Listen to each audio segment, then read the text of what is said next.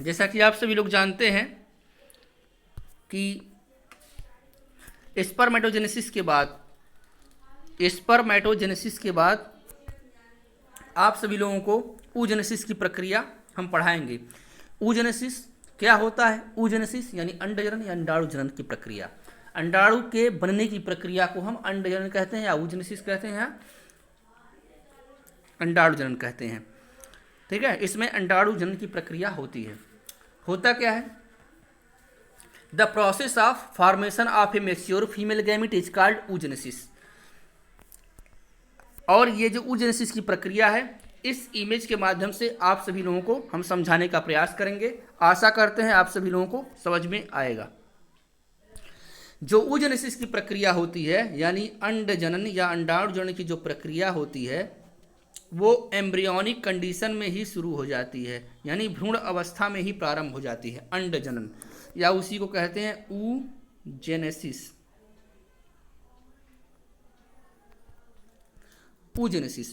oogenesis की प्रक्रिया embryonic condition में ही शुरू हो जाती है और एम्ब्रियोनिक कंडीशन में लेडीज के या क्या कहते हैं बच्ची के ओवरी में ही प्रारंभ हो जाती है और बन करके प्राइमरी oocytes के रूप में रहती है। और जैसे ही जन्म होता है, जन्म होने के बाद वो प्यूबर्टी कंडीशन में जाती है, उसके oocytes से सेकेंडरी oocyte यानी primary oocyte, secondary oocyte, tertiary oocytes बन करके ओवम का निर्माण होता है, फिर ओवल्यूशन होता है और एक बाहर आता है। ये पूरी प्रक्रिया होती है। इन सभी पूरी प्रक्रियाओं को हम एनसीईआरटी के बुक से समझने का प्रयास करेंगे इस इमेज के माध्यम से। ठीक है, आशा करते हैं आप सभी लोगों को समझ में आएगा।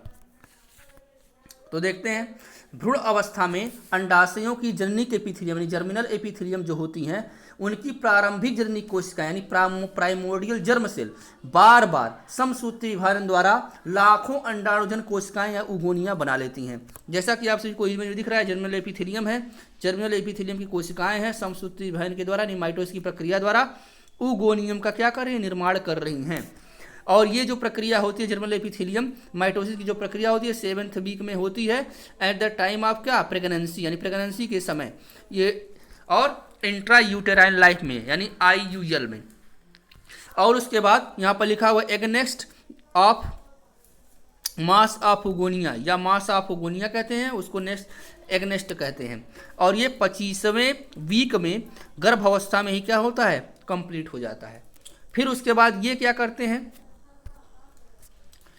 ये जो उगोनिया है, उगोनिया यानी अंडाणुजन कोशिकाएं एग मदर सेल या अंड जनन मात्र कोशिका कहते हैं इसको, ये वृद्धि करके या वृद्धि द्वारा कुछ बड़ी हो जाती हैं, बड़ी होकर के प्राइमरी oocyte का निर्माण करती हैं। यहाँ पर लिखा हुआ है प्राइमरी oocyte का निर्माण करती हैं।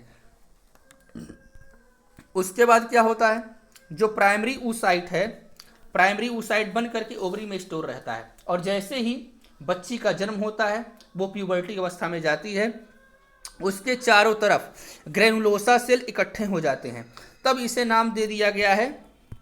जब ग्रेनुलोसा सेल इकट्ठा हो जाते हैं तब इसे हम कहते हैं प्राइमरी फॉलिकल, यानी प्राइमरी oocyte के ऊपर जब ग्रेनुलोसा सेल एक लेयर बना लेते हैं तब इसे नाम दिया जाता है प्राइमरी फॉलिकल। और ये पूरी प्रक्रिया फॉलिकल स्टिमुलेटिंग हार्मोन की उपस्थिति में होता है at the time of puberty, यानी FSH की उपस्थिति में यह प्रक्रिया होती है। अब उसके बाद हम सभी लोग नेक्स्ट इमेज को देखते हैं। नेक्स्ट इमेज के माध्यम से हम समझते हैं। नेक्स्ट इमेज में दिख रहा है प्राइमरी फॉलिकल के चारों तरफ फिर ग्रेनुलोसा सेल क्या करते हैं? एक लेयर बना लेते हैं और अब इसे नाम दे दिया गया क्या? Secondary follicle. तब इसे हम क्या कहते हैं? सेकेंडरी फॉलिकल, यानी एक बाहर आउटर ग्रेनुलोसा सेल है और एक अंदर ग्रेनुलोसा सेल है। यहाँ पर दिख रहा है inner layer of granulosa cell, outer layer of granulosa cell, और उसके बाद अंदर है प्राइमरी oocyte। तब इसे हम क्या कहते हैं? सेकेंडरी फॉलिकल कहते हैं। फिर क्या होता है? जो सेकेंडरी फॉलिकल हैं ये अपनी संख्या को जो सेकेंडरी फॉलिकल हैं, सेकेंडरी फॉलिकल अपने साइज में क्या करती हैं? वृद्धि कर लेती हैं और वृद्धि करने के बाद जो आउटर लेयर ऑफ फॉलिकल और इनर लेयर ऑफ फॉलिकल होता है उनके बीच में एक गुहा का निर्माण हो जाता है जिसे नाम दिया गया है एंट्रम, जिसे क्या कहते हैं? एंट्रम कहते हैं। और उसके साथ साथ जो ग्रेनुलोसा सेल का लेयर होता है, बाहरी लेयर को नाम दे दिया गया थीका एक्सटर्ना और अंदर वाले को नाम दे दिया गया थीका इंटरना। और उसके बाद जो प्राइमरी oocyte होती हैं, प्राइमरी oocyte के चारों तरफ एक लेयर बन जाता है जिसे हम नाम दिए हैं जोना पेलुसिडा, जिसको क्या कहते हैं जोना पेलुसिडा। और जो प्राइमरी oocyte होता है उसमें शुरू हो जाता है फर्स्ट मियोटिक डिवीजन, और फर्स्ट मियोटिक डिवीजन के द्वारा जो प्राइमरी oocyte होता है वो सेकेंडरी oocyte में बदल जाता है। यानी दो कोशिकाएं बनती हैं, एक संख्या में बड़ी होती हैं जिसको सेकेंडरी oocyte कहते हैं, और एक संख्या में बड़ी नहीं, साइज में बड़ी होती हैं उसे सेकेंडरी oocyte कहते हैं, और एक साइज में छोटी होती हैं जिसके फर्स्ट पोलर बॉडी कहते हैं, फर्स्ट पोलर बॉडी कहते हैं।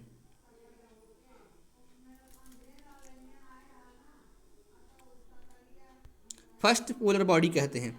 और इस स्टेज को हम टर्शियरी फॉलिकल के नाम से जानते हैं। यानी जब सेकेंडरी फॉलिकल अपने आकार में बड़ी हो जाती है तो उसे टर्शियरी फॉलिकल कहते हैं। और उसके बाद जो ग्रेनुलोसा सेल होते हैं उनके बीच में कैविटी बन जाती है, जिसे एंट्रम नाम देते हैं। और ग्रेनुलोसा सेल का जो बाहरी लेयर होता है उसे थीका एक्सटर्ना, अंदर वाले को थीका इंटरना कहते हैं।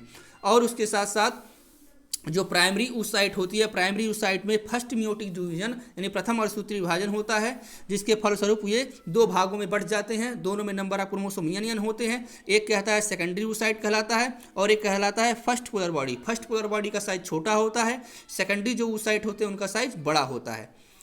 फिर उसके बाद क्या होता है, जो फर्स्ट पोलर बॉडी होते हैं वे नष्ट हो जाते हैं। जो फर्स्ट पोलर बॉडी होता है वो नष्ट हो जाता है और सेकेंडरी oocyte में फिर सेकंड अर्धसूत्री विभाजन यानी सेकंड अर्धसूत्री विभाजन यानी सेकंड मियोटिक डिवीजन होता है, जिसके फलस्वरूप सेकंड पोलर बॉडी और ओवम बनता है। सेकंड पोलर बॉडी और ओवम बनता है, जिसमें क्या होता है,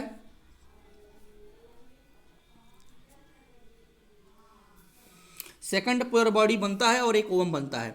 और उसके साथ जो टर्शियरी फॉलिकल है आगे चल करके मैच्योर फॉलिकल या ग्रेफियन फॉलिकल कहलाती है। यहाँ लिखा हुआ है मैच्योर फॉलिकल या ग्रेफियन फॉलिकल कहलाती है। अब ओवम या oocyte अपने चारों ओर एक नई झिल्ली बना लेती है। यहाँ जो ओवम जो oocyte होता है अपने चारों तरफ एक झिल्ली बना लेती है, जिसे कहते हैं जोना ऑफ पेलुसिडा। और जोना ऑफ पेलुसिडा के ऊपर एक लेयर कोरोना रेडिएटा का भी बन जाता है। अब उसके बाद मैच्योर फॉलिकल या ग्रेफियन फॉलिकल में से ओवम बाहर आता है, और ओवम बाहर आने की प्रक्रिया को हम ओवल्यूशन या अंडोत्सर्ग कहते हैं। और जो एग रहता है, एग में अगर निषेचन की प्रक्रिया हुई यानी एग से शुक्राणु का मिलन हुआ या निषेचन की प्रक्रिया अगर हुई तो क्या होता है, जो मैच्योर फॉलिकल का बचा हुआ पार्ट होता है वो कार्पस ल्यूटियम की तरह काम करने लगता है और क्या करता है, एंडोक्राइन ग्लैंड की तरह बिहेव करने लगता है और प्रोजेस्टेरॉन हार्मोन का स्रावण करता है। यदि किसी कारणवश निषेचन की प्रक्रिया नहीं हुई तब इसे हम क्या कहते हैं, कार्पस एल्बिकेंस कहते हैं। और जो कुछ समय बाद क्या हो जाता है, नष्ट हो जाता है। अब उसके बाद एक इमेज और दिया गया है, उस इमेज को भी हम समझाने का प्रयास करते हैं। आशा करते हैं आप सभी लोगों को ये इमेज समझ में आएगा जो एनसीईआरटी में दिया गया है। जैसा कि जो ऊगोनिया होता है, ऊगोनिया में समसूत्री विभाजन की प्रक्रिया होती है। प्रक्रिया होने के बाद वो बदल जाता है किसमें, जो जर्मिनल एपिथेलियम होती है, जर्मिनल एपिथेलियम की जो कोशिकाएं होती हैं वो क्या करते हैं, ऊगोनिया का निर्माण करते हैं। फिर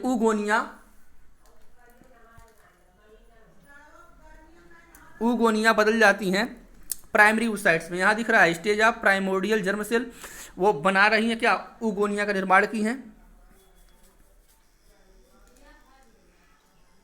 और जो ऊगोनिया बनता है वो समसूत्री विभाजन के द्वारा बनता है। समसूत्री विभाजन की प्रक्रिया हो रही है, नंबर ऑफ क्रोमोसोम समान है।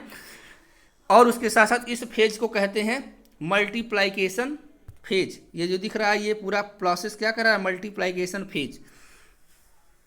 ऊगोनिया बन गई हैं, फिर ऊगोनिया क्या करेगा, ऊगोनिया अपने साइज को बढ़ा करके बदल जाता है प्राइमरी oocyte में।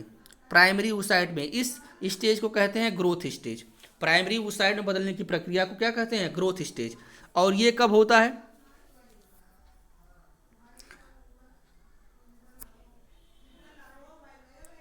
ग्रोथ स्टेज ये एम्ब्रियोनिक कंडीशन में होता है, एम्ब्रियोनिक कंडीशन में।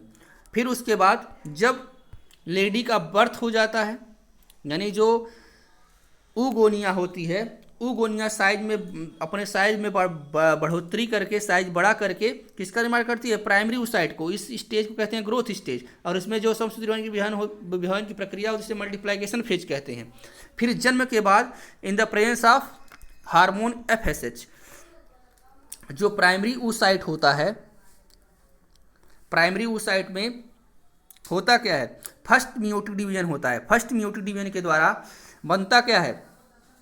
सेकेंडरी oocyte का निर्माण होता है। सेकेंडरी oocyte के साथ साथ सेकेंडरी oocyte बनते हैं, और उसके बाद फर्स्ट पोलर बॉडी बनता है। जो सेकेंडरी oocyte होता है वो साइज में बड़ा होता है, और फर्स्ट पोलर बॉडी साइज में छोटे होते हैं।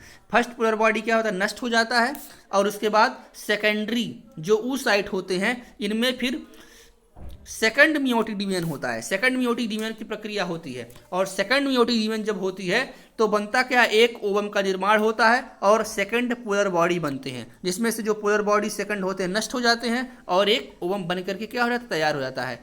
उसके बाद ये first meiotic division, second meiotic division की पूरी प्रक्रिया को हम क्या करते हैं? मैचुरेशन प्रावस्था भी कहते हैं। इस प्रकार एक ओवम बन के तैयार हो जाता है, और ये ओवम क्या होता है? फैलोपियन ट्यूब में रिलीज कर दिया जाता है। ये पूरी प्रक्रिया ओव्यूलेशन की इस प्रकार समाप्त हुई। उसके बाद हम लोग नेक्स्ट टॉपिक मेंस्ट्रुअल साइकिल पढ़ेंगे। तब तक के लिए मस्त रहिए, खुश रहिए, धन्यवाद।